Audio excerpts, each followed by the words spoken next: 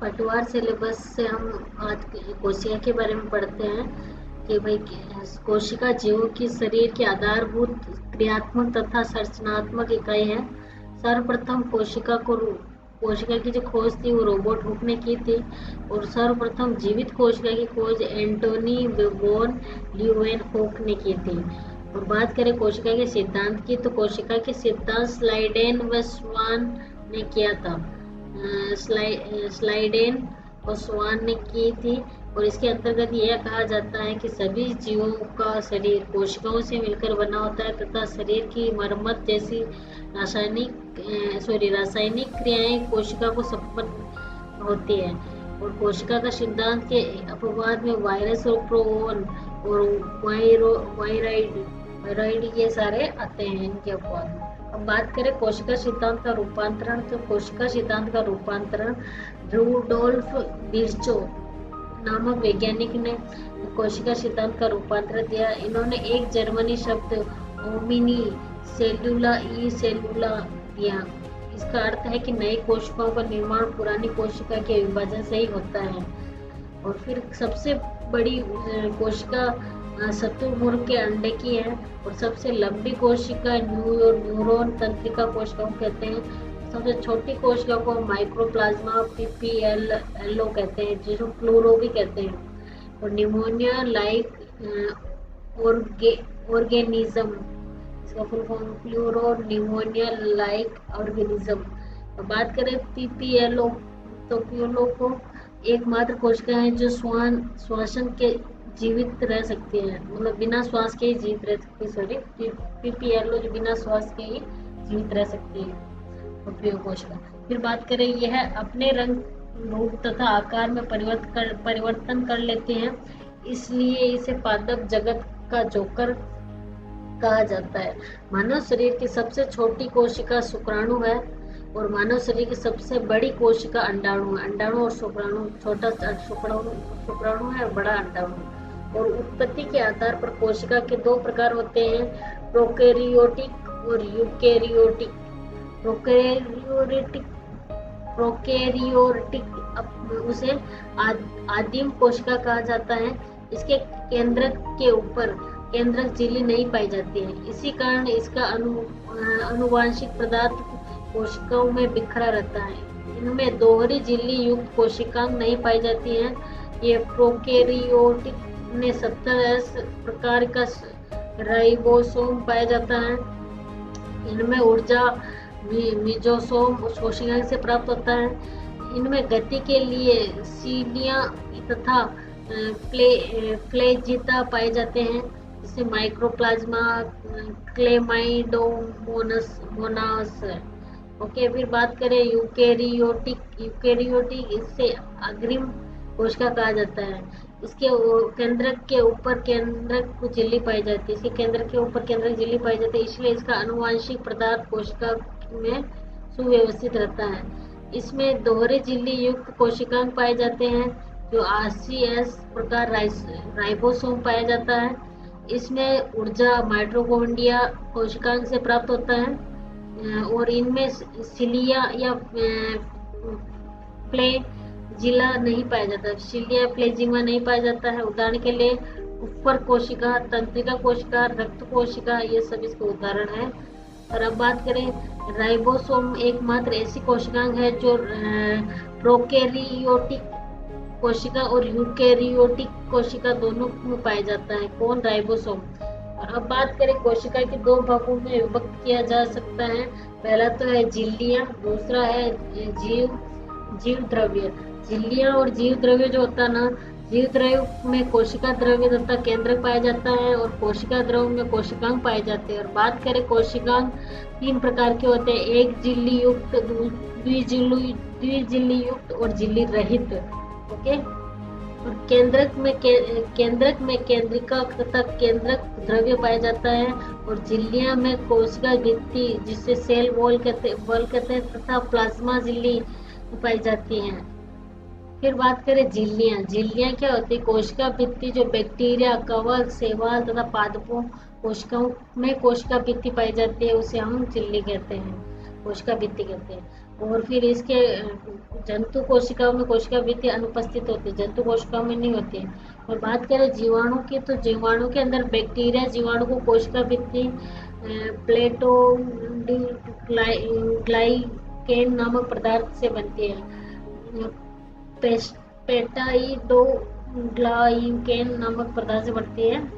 और फिर क्या है, लाइसोजाइम ये नामक एंजाइम जीवाणु की कोशिकाओं भित्ति को नष्ट कर देता है, जिससे जीवाणु की मृत्यु हो जाती है। और कवकों को कोशिका भित्ति काइटिन की बनी होती है।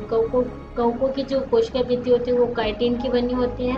और पादपों की जो कोशिका भित्ति होती है सेलुलोज की बनी होती है, और हेमी सेलुलोज की, और लिग्नीज, पेक्टिन तथा सुबेरिन की बनी होती है। बात करें शैवालों की कोशिका भित्ति, तो ये cellulose, mannose, galactose, silica oxide, calcium carbonate की बनी होती है। और कोशिका भित्ति के कार्य क्या है? कोशिका भित्ति के कार्य ये कोशिका के को यांत्रिक सामर्थ्य प्रदान करता है, बाह्य आघातों से कोशिका की सुरक्षा प्रदान करता है, मतलब बाह्य आघातों से कोशिका की सुरक्षा प्रदान करता है कोशिका भित्ति। और कोशिका भित्ति भी 3 झिल्लियां होती है, मध्य पटलिका और प्राथमिक भित्ति, द्वितीय भित्ति। मध्य पटलिका जो होती है ना, ये 2 कोशिकाओं के मध्य सीमेंट का कार्य करती है। और मध्य पटलिका कैल्शियम पेक्टेट अथवा मैग्नीशियम पेक्टेट की बनी होती है। और फल पकाने के दौरान मध्य पटलिका घुल जाती है। बात करें कोशिका झिल्ली, प्लाज्मा झिल्ली जो ये पादप कोशिका तथा जंतु कोशिका दोनों में पाई जाती हैं। कोशिका झिल्ली परिवहन का कार्य करती है, यह चयनात्मक पारगम्य होती हैं। प्लाज्मा झिल्ली की संरचना को दर्शाने वाला मान्य सिद्धांत तरल मोज़ेक सिद्धांत सिंगर व निकोलसन ने दिया था।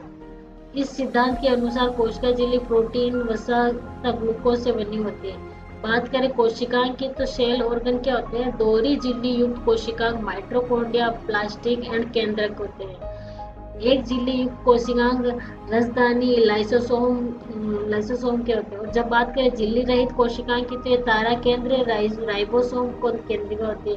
और माइटोकॉन्ड्रिया जो होता है ना, माइटोकॉन्ड्रिया की खोज कोलिकर व अल्टमान ने की थी। माइटोकॉन्ड्रिया नाम से बेंडा ने दिया है। माइटोकॉन्ड्रिया दोहरी झिल्ली युक्त कोशिकांग है, जिसकी बाह्य झिल्ली पारगम्य होती है तथा ये आंतरिक झिल्ली रचनात्मक पारगम्य होती है। और माइटोकॉन्ड्रिया के जो आंतरिक झिल्ली में उभार पाए जाते हैं, जिन्हें हम क्रिस्टी कहा जाता है, ये क्रिस्टी माइटोकॉन्ड्रिया के आंतरिक क्षेत्रफल को बढ़ाने का कार्य करती हैं। माइटोकॉन्ड्रिया को 70S प्रकार के राइबोसोम पाए जाते हैं तथा ये प्रोटीन श्लेषण की क्षमता पाई जाती है। और माइटोकॉन्ड्रिया में वृत्ताकार DNA पाया जाता है।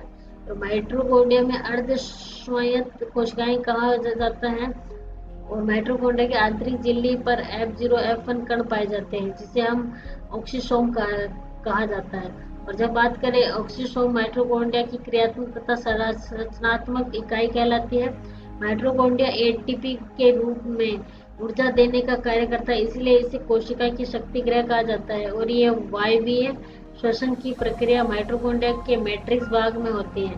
बात करें केप्स चक्र जो लिंक रिएक्शन तथा वशीय अम्लों का बीटा ऑक्सीकरण और माइटोकॉन्ड्रिया के मैट्रिक्स भाग में होता है। बात करें ETS इलेक्ट्रॉन ट्रांसपोर्ट सिस्टम जो माइटोकॉन्ड्रिया की आंतरिक झिल्ली में होते हैं। अब बात करें लवक की, तो लवक पादप कोशिका तथा युग्लिना में पाया जाता है। लवक सबसे बड़ा कोशिकांग होता है, इसमें वृत्ताकार द्वितीयक DNA पाया जाता है। और इसमें 70S प्रकार के राइबोसोम पाए जाते हैं, अतः ये प्रोटीन संश्लेषण की क्षमता पाई जाती है, अतः इसे अर्ध स्वायत्त कोशिकांग कहा जाता है। लवक के 2 प्रकार होते हैं, एक तो ल्यूकोप्लास्ट, ये जो ल्यूकोप्लास्ट जो है ना, ये रंगहीन होता है, ये जो लवक रंगीन होता है। और ये प्रोटीन वसा तथा कार्बोहाइड्रेट से संग्रहण का कार्य करता है। बात करें क्रोमोप्लास्ट की, ये लवक ये भी रंगीन होता है, ये रंग देने का कार्य करता है। और ये गाजर में बीटा और कैरोटीनॉइड तथा टमाटर मिर्च में लाइकोपीन नामक वर्णन पाए जाते हैं। बात करें क्लोरोप्लास्ट की, क्लोरोप्लास्ट एक हरित हरित लवण में उपस्थित होता है, और हरित लवण क्लोरोप्लास्ट जो होता है ना, ये हरित लवण में मैग्नीशियम पाया जाता है। ये द्विझिल्ली युक्त कोशिकांग होता है। ये युग्लिना तथा पादपुक कोशिकाओं में पाया जाता है। वृत्तकांग द्वितीयकांग डीएनए पाया जाता है, जिसमें 7S प्रकार के राइबोसोम पाए जाते हैं। ये पादपों को हरा रंग देने का कार्य करते हैं, और पादपों के भोजन निर्माण के लिए की जो प्रक्रिया होती है वो प्रकाश संश्लेषण हरित लवण में पाया जाता है। बात करें राइबोसोम की सॉरी, तो राइबोसोम एक पेलेड कण की भी कहा जाता है। इसे राइबोसोम को हम एक पेलेडिक कण भी कहा जाता है, क्योंकि इसकी खोज जॉर्ज पेलेडे ने की थी, और ये सबसे छोटी झिल्ली रहित कोशिकांग है। और राइबोसोम जो आरएनए तथा प्रोटीन से मिलकर बनते हैं, और राइबोसोम का निर्माण केंद्रिका में होता है। राइबोसोम भी दो प्रकार के होते हैं, 7S राइबोसोम और 80S ribosome, 70S ribosome and 80S ribosome. बात करें 70S राइबोसोम की, तो प्रोकैरियोटिक कोशिका में पाया जाता है, और ये 70S जो राइबोसोम 50S तथा 30S राइबोसोम से मिलकर बना होता है। यहाँ एस का मतलब यहाँ एक श्रेणीबद्ध इकाई का अवसादन गुणांक होता है, श्रेष्ठ वर्ग। और बात करें 80S राइबोसोम के, तो इसमें यूकेरियोटिक कोशिका में पाया जाता है। जो 80S को राइबोसोम के 80S तथा 40S राइबोसोम से मिलकर बनता है, और राइबोसोम के दोनों उप इकाइयां Mg नामक तत्व से जुड़ी होती है, और राइबोसोम प्रोटीन संश्लेषण की कार्य करता है, इसीलिए राइबोसोम को प्रोटीन संश्लेषण की फैक्ट्री भी कहा जाता है। बात करें पोलिसोम के प्रोटीन संश्लेषण की क्रियात्मक इकाई भी इसे ही कहा जाता है, 80S राइबोसोम को। और अब हम करें तो अंतःप्रद्रवी झिल्लिका क्या होती है। अंतःप्रद्रवी झिल्लिका की खोज पोर्टर ने की थी। अतः यह अंतःप्रद्रवी जालिका एकमात्र ऐसी कोशिकांग है जो केंद्रक से जुड़ा रहता है, और अंतःप्रद्रवी जालिका के कार्य कोशिका को यांत्रिक सहारा देने का काम करती हैं, और ये अंतःकोशिका स्थानांतरण का कार्य करती है। अतः ये प्रद्रवी जालिका दो प्रकार के होते हैं। पहला होता है चिकनी अंतःप्रद्रवी जालिका, जो ये क्या करती है, ये वसा को उपापचय का नियंत्रण रखती है, और ये टेस्टोस्टेरोन के उपचार का नियंत्रण करती है। ये कोशिका के विश्लेषण पदार्थ को विषाक्तता से दूर करती है। अतः यह अविषाणीकरण का कार्य करती हैं, डिटॉक्सिफिकेशन का।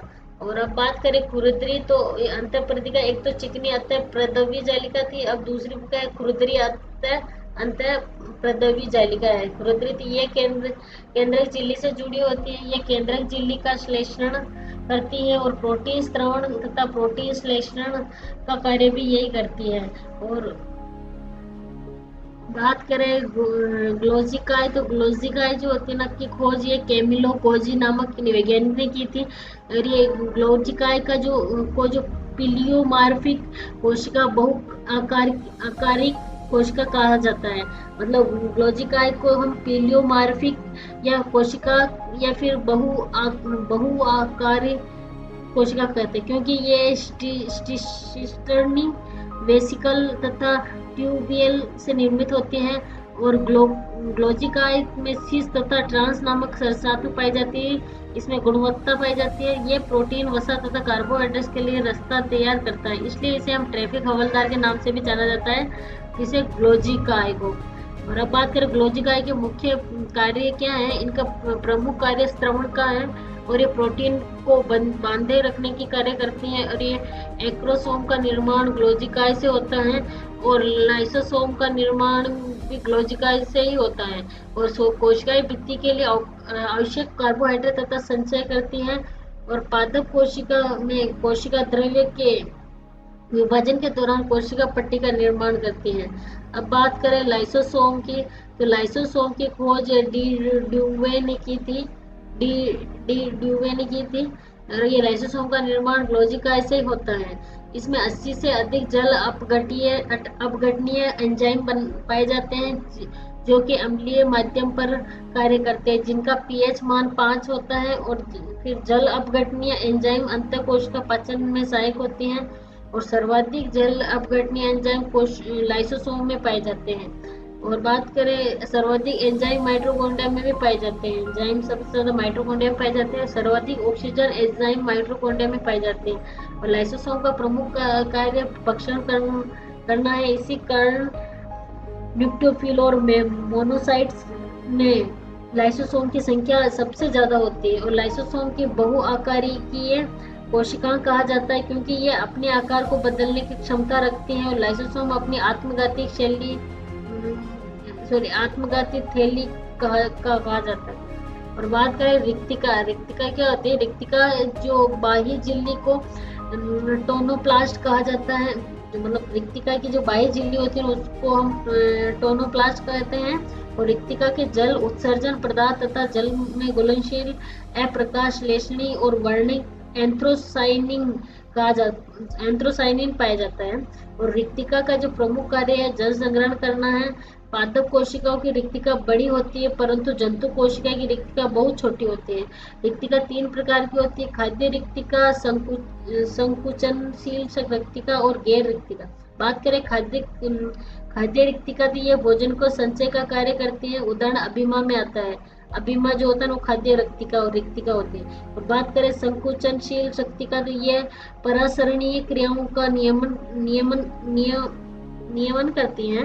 उदाहरण शुद्ध जल में पाए जाने वाले प्रोटोजोक आते हैं। और बात करें गैर रिक्तिका, तो गैर रिक्तिका ये उत्प्लावनता प्रदान करती है। उदाहरण नील हरित शैवाल जो होता है जो साइनोबैक्टीरिया में, उसी को गैर रिक्तिका का उत्प्लावन प्रदान करती है।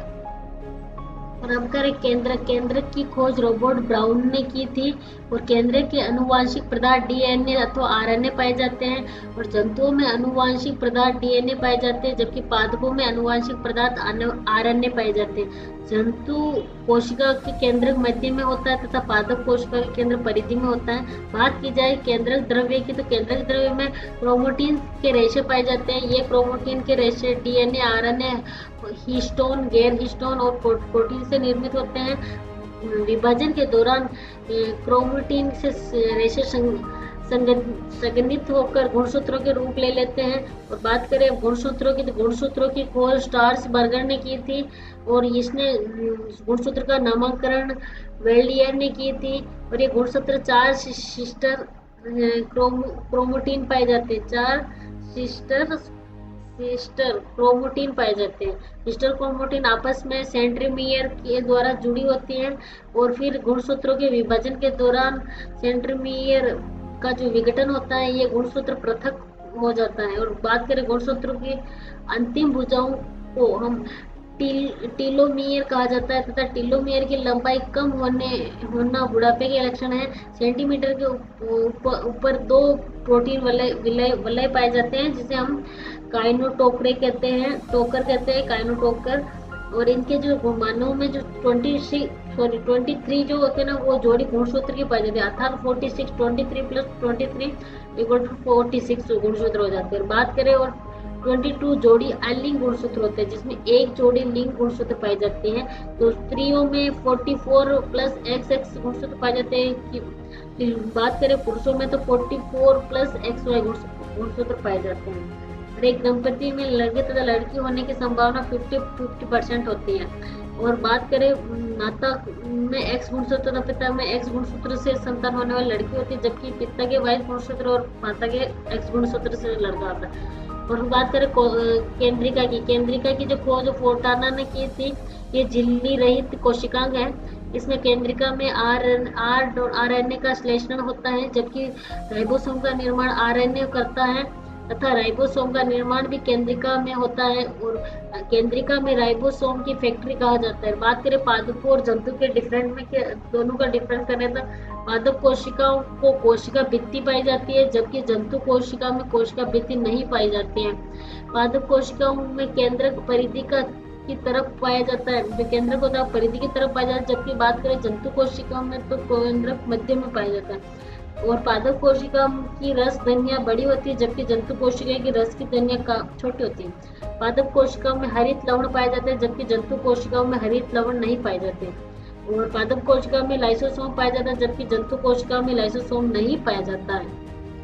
अभी इसमें इतना ही, अभी नेक्स्ट पढ़ते हैं। Thank you.